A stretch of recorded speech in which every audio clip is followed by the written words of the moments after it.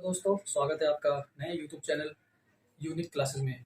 मैं अज़हर और मैं आपको पंप के बारे में बताऊंगा और इसके टाइप के बारे में बताऊंगा और इसके एडवांटेज और डिसएडवांटेज के बारे में मैं आपको इस वीडियो में सारी चीज़ें मैं आपको क्लियर करूंगा आज। दोस्तों, आज का टॉपिक है पंप और मैं आज आपको पंप के बारे में बताऊंगा, जिसमें पंप हमारा बेसिकली टू टाइप के होते हैं, सेंट्रीफ्यूगल पंप और पॉजिटिव डिस्प्लेसमेंट पंप। तो इसमें सेंट्रीफ्यूगल पंप जो है ये भी बेसिकली दो टाइप के होते हैं, रेडियल और एक्सियल। और हमारा आता है पॉजिटिव डिस्प्लेसमेंट पंप, ये भी हमारा दो टाइप का होता है, रेसिप्रोकेटिंग पंप और रोटरी पंप। तो हम ये सब जानने से पहले हम जानते हैं कि पंप क्या होता है। बेसिकली पंप एक मैकेनिकल डिवाइस है जो किसी एक्सटर्नल सोर्स द्वारा मैकेनिकल एनर्जी को प्रेशर एनर्जी में कन्वर्ट करता है। ये इसलिए होता है क्योंकि हम कोई भी लिक्विड कोई भी लिक्विड या फ्लूइड को हम लो लेवल से हाई लेवल तक पहुंचाने के लिए हम इस पंप का यूज़ करते हैं। दोस्तों, तो आज हम सेंट्रीफ्यूगल पंप के बारे में डिस्कस करेंगे और इसकी वर्किंग के बारे में डिस्कस करेंगे, इसके इक्विपमेंट के बारे में डिस्कस करेंगे और इसके एडवांटेज और डिसएडवांटेज सारी चीज़ें मैं इस वीडियो में आपको बताऊंगा। अब हम सेंट्रीफ्यूगल पंप की डेफिनेशन के बारे में बात करते हैं।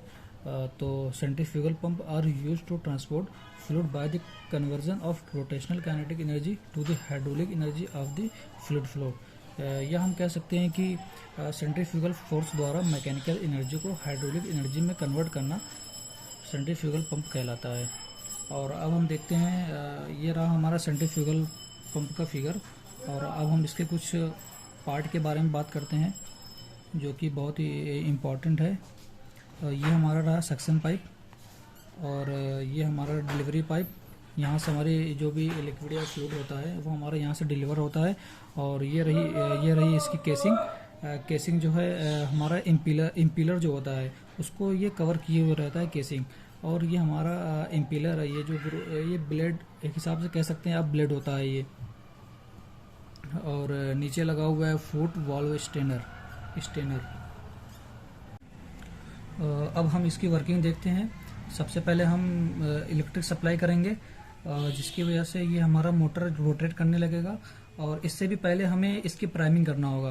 प्राइमिंग का मतलब ये हुआ कि हम जो भी लिक्विड हम यूज़ करेंगे, जिस भी लिक्विड को हमें पंप कराना है, उस लिक्विड को हम सक्शन पाइप में और इम्पीलर में और डिलीवरी पाइप में हम फिल कर देंगे। इससे क्या होता है कि जो भी हमारा बबल क्रिएट होगा वो हमारा बबल क्रिएट नहीं होगा और जिससे कैविटेशन का खतरा कम रहता है। और अब हम इसकी वर्किंग देखते हैं। जब हम इलेक्ट्रिक सप्लाई करेंगे तो ये हमारा मोटर जो है रोटेट करने लगेगा और रोटेट करने के साथ साथ जो है जब भी कोई चीज़ हमारी रोटेट करती है तो इसके बीच में वैक्यूम क्रिएट हो जाता है। और उस वैक्यूम क्रिएट होने की वजह से हमें जो भी लिक्विड को पंप कराना है वो यहाँ से ऊपर की तरफ आने लगेगी। उसके बाद यहाँ पे आते ही जब ये लिक्विड हमारा इम्पीलर से टकराएगा तो यहाँ पे काइनेटिक एनर्जी आ जाएगी।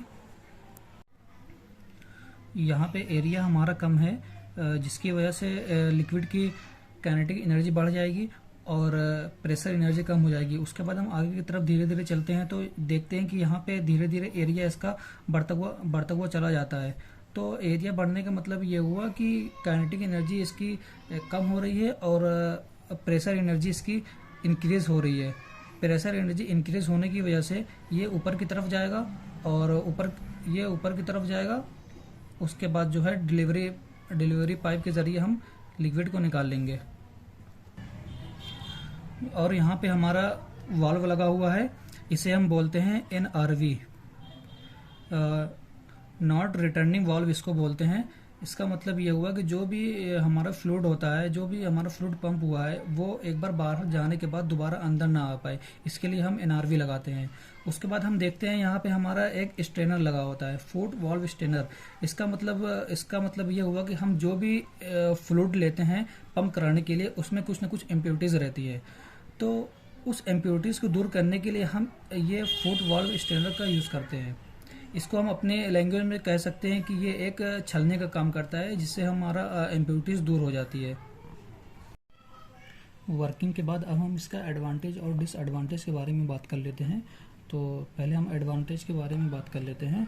ये जो है इजी कंस्ट्रक्शन होता है, बनाने में आसान होता है, ये मेंटेनेंस कॉस्ट वेरी लो होता है, इसको बनाने में ज़्यादा कॉस्ट भी नहीं लगता है, और ये आसानी से ऑपरेट भी हो जाता है, इजी टू ऑपरेट ये होता है, और ये स्मूथ फ्लो भी होता है। और अब हम देखते हैं डिसएडवांटेज के बारे में। तो ये जो है विस्कस लिक्विड के लिए इसका यूज़ नहीं किया जाता है। सेंट्रीफ्यूगल पंप का जो है विस्कस लिक्विड के लिए इस पंप का यूज़ नहीं किया जाता है, और इस पंप का यूज़ जो है हाई प्रेशर के लिए भी नहीं यूज़ किया जाता है। तो ये रही आपका एडवांटेज और डिसएडवांटेज। इस वीडियो में मैंने आपको सेंट्रीफ्यूगल पंप की सारी जानकारी दे दी है, इसकी वर्किंग और इसके इक्विपमेंट के बारे में और इसके एडवांटेज और डिसएडवांटेज के बारे में, सारी चीज़ों के बारे में मैंने बात कर लिया है। अब मैं यहीं पे वीडियो अपनी एंड करता हूँ। तब तक के लिए बाय, मिलते हैं नेक्स्ट वीडियो में।